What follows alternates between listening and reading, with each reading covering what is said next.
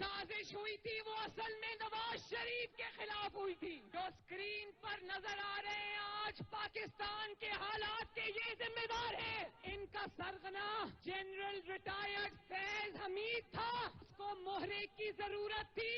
عمران خان گھڑی چور کو اٹھایا. جو کرپٹ جج تھا, چاہے وہ کھوسا ہو یا وہ ثاقب نثار ہو, بابا زحمت ہو یا وہ اعجاز الاحسن ہو یا وہ مظاہر علی نقوی ہو, یہ جج اٹھائے انہوں نے عدلیہ میں سے.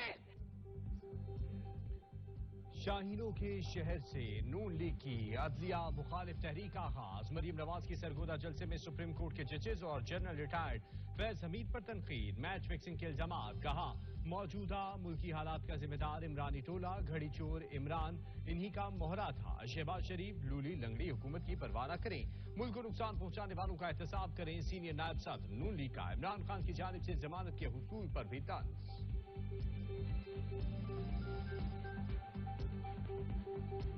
لوگوں کے لیے جیلیں, اپنے لیے بیلیں. جو لیڈر ہوتا ہے نا لیڈر, وہ سامنے سے لیڈ کرتا ہے نواز شریف کی طرح.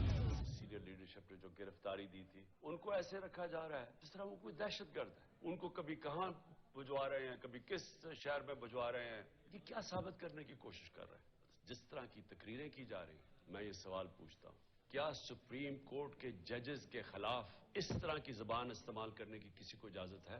پورا پریشر ڈالا ہوا ہے انہوں نے پاکستان کی عدلیہ پہ, اور صرف ایک مقصد ہے ان کا کہ 90 دن میں الیکشن نہ ہو. مجھے بھی نون کی عدلیہ پر حملوں کا مقصد الیکشن سے بچنا. ججز سے کہتا ہوں یہ فیصلہ کن وقت ہے.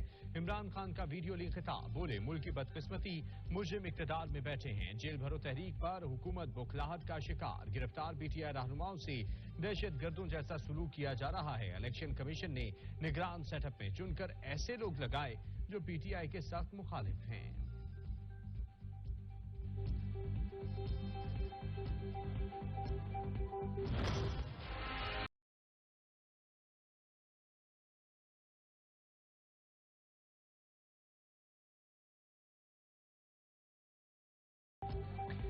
انتخابات میں تاخیر پر از خود نوٹس. سپریم کورٹ نے وفاق صدر, الیکشن کمیشن, خیبر پختونخوا اور پنجاب کے گورنرز کو نوٹس جاری کر دیے. عدالت نے ریمارک دیے, آئین کی خلاف ورزی برداشت نہیں کریں گے. چاہتے ہیں انتخابات آئین کے مطابق ہوں. اسمبلیاں تحلیل ہونے کے بعد انتخابات کی تاریخ دینے کا اختیار وضاحت طلب ہے.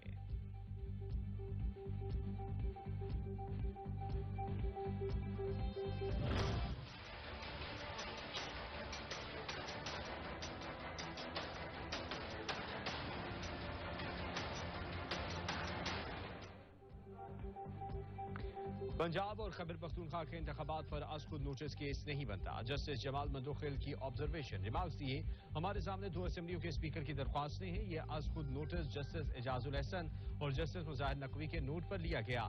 اس کیس میں چیف الیکشن کمشنر کو بھی بلایا گیا جو کہ فریق نہیں ہیں.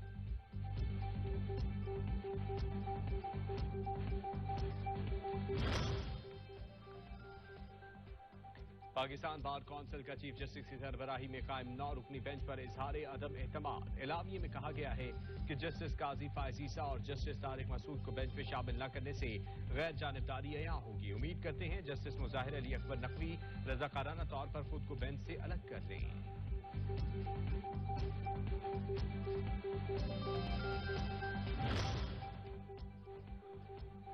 سپریم کورٹ کے جسٹس مظاہر علی اکبر نقوی کے خلاف سپریم جوڈیشل کونسل میں ریفرنس دائر. جوڈیشل کونسل میں ریفرنس وکیل میاں داؤد ایڈوکیٹ کی جانب سے انفرادی طور پر جمع کروایا گیا, جس میں سپریم کورٹ کے جج پر مس کنڈکٹ اور ناجائز اثاثے بنانے کا الزام عائد کیا گیا ہے.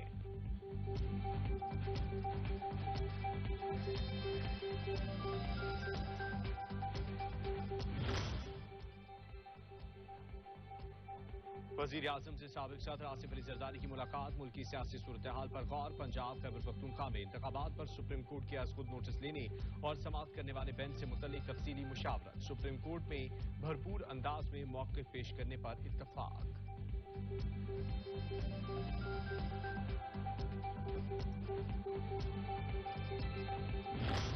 ہم اس فتنے کو اور اس کی جماعت کو शिकस्त देंगे और पंजाब में पाकिस्तान मुस्लिम लीग नून अपनी हुकूमत बनाएगी। इलेक्शन से हमें ना कोई खौफ है, ना हम इलेक्शन से कोई पीछे हटे हैं। ये हमारी राय है कि इलेक्शन जो है वो इकट्ठे होने चाहिए और अपने वक्त पे होने चाहिए। इलेक्शन से खौफजदा नहीं, कौमी और सूबाई असम्बली के इंतखाबात एक साथ होने चाहिए। वफाकी वजीर दाखिला राना सनाउल्लाह कहते हैं, जब भी इंतखाबात हुए इमरान खान के फितने को शिकस्त फाश देंगे। तब्दीली वालों ने मुल्क तबाह किया, नून लीग पहले की तरह दोबारा मुल्क को तरक्की की राह पर लाएगी।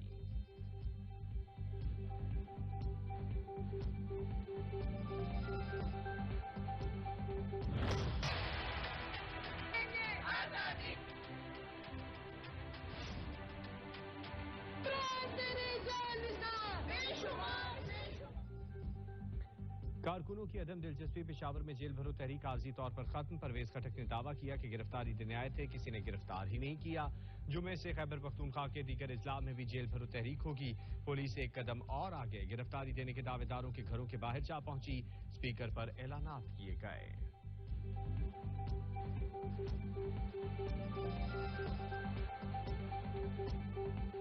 कोई वो खुशी खुद गिरफ्तारी देना चाहते हैं तो हम उसके घर के सामने मौजूद हैं। हमारी सिक्योरिटी हमने तरतीब दी है।